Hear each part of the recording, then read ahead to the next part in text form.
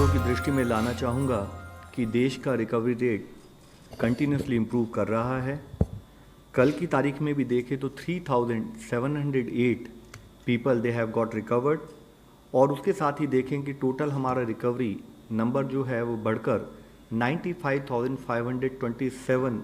Patients हो चुका है। और इस रिकवरी रेट में स्टडी इम्प्रूवमेंट हो रहा है। जैसे कि इस ग्राफ में हम आपको दिखा रहे हैं कि 15 अप्रैल में अगर देश का रिकवरी रेट करीब 11.42% था, 3 मई तक बढ़कर वह 26.59% हुआ। 18 मई को वही बढ़कर 38.29% और आज बढ़ते बढ़ते वह बढ़कर 48.07% हो चुका है। इस विषय में मैं एक और मुख्य विषय आप लोगों की दृष्टि में लाना चाहूँगा। कई बार हम लोग कंपैरिजन करते हुए एक बार ये बात करते हैं कि आज देश में नंबर ऑफ केसेस बढ़ गए हैं, हमारा देश 7वें नंबर पर है। यहाँ यह सोचना, यह एनालाइज करना बहुत ज़रूरी है कि यह एनालिसिस एक डाउटफुल, एक रॉन्ग कंपैरिजन प्रस्तुत करता है। जब भी हमें कंपैरिजन करना चाहिए वह कंपैरिजन प्राइमरली हमारे देश की आबादी की तुलना में होना चाहिए। और उसके बारे में हम इससे पहले भी कई बार चर्चा करते रहे हैं कि हम बाकी देशों में जिनकी आबादी अगर हमारे देश के अनुपात में उसको बराबर माना जाए तो इन terms of overall relative performance हम देखते हैं कि हमारा देश ओवरऑल परफॉर्मेंस वाइज उसमें काफ़ी कुछ स्टेबिलिटी हम लोगों ने नोट की है। अगर हम आज का भी डेटा देखें तो हम पाते हैं कि अगर 14 देश लें जिनकी आबादी हमारे देश से मिलती जुलती है, वह 14 देश देखें तो आज भी उन देशों में हमारे देश के मुकाबले 22.5% अधिक केसेस आए हैं और 55.2 टाइम्स अधिक डेथ भी वहाँ पर रिपोर्ट हुई हैं। तो यह हमें समझना बहुत ज़रूरी है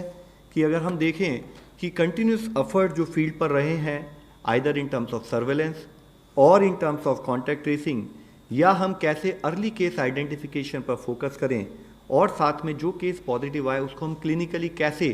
तरीके से मैनेज करें, उन एफर्ट्स के तहत हम पा रहे हैं कि जैसे कि 15 अप्रैल में अगर देश का केस फैटेलिटी रेट करीब 3.3% था, वह घटा 3.25% हुआ, घटते घटते 3.15% और अब वह घटकर 2.82% हो चुका है। इसी कंपैरिजन को अगर हम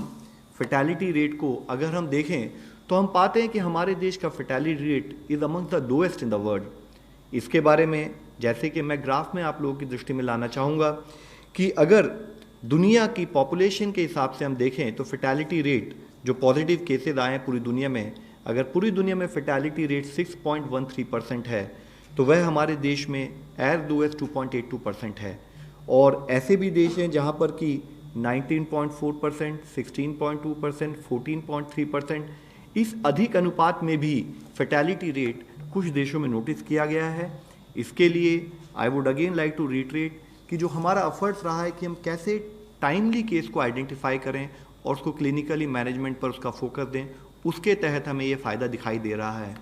और साथ ही इसी फैटेलिटी को अगर हम case fatality per lakh population भी देखते हैं तो हम पाते हैं कि वह हमारा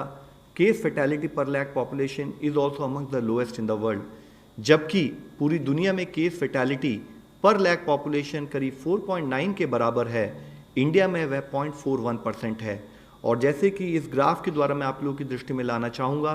कि ऐसे भी देश है जहाँ पर 31.4, 34.6, 42 और as high as 82 lakh cases per lakh population case fatality भी नोटिस किया गया है।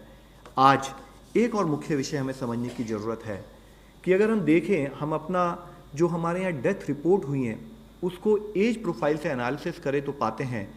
कि जहां हमारा 60 to 74 ईयर्स का जो एज ग्रुप है पॉपुलेशन का, वह अगर 8% है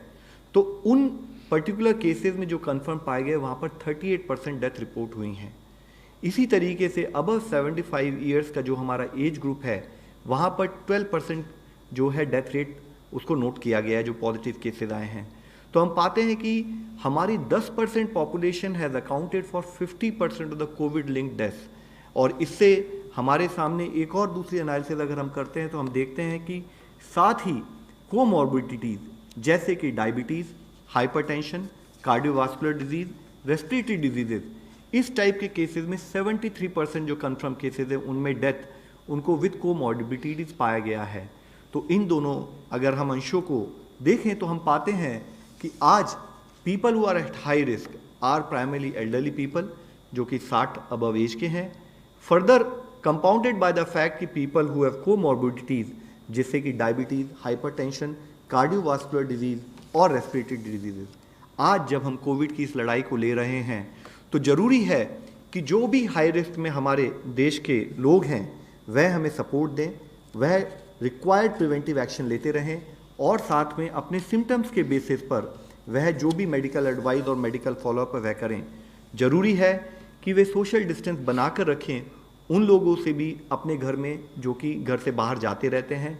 वह ये इंश्योर करें कि अगर उन्हें कोई प्री एग्जिस्टिंग मेडिकल कंडीशन हो, चाहे वो डायबिटीज़ हो, हाइपरटेंशन हो या कार्डियोवास्कुलर डिजीज़ हो, वह उससे संबंधित दवाई और उससे संबंधित चेकअप में कोई भी कोताही ना करें।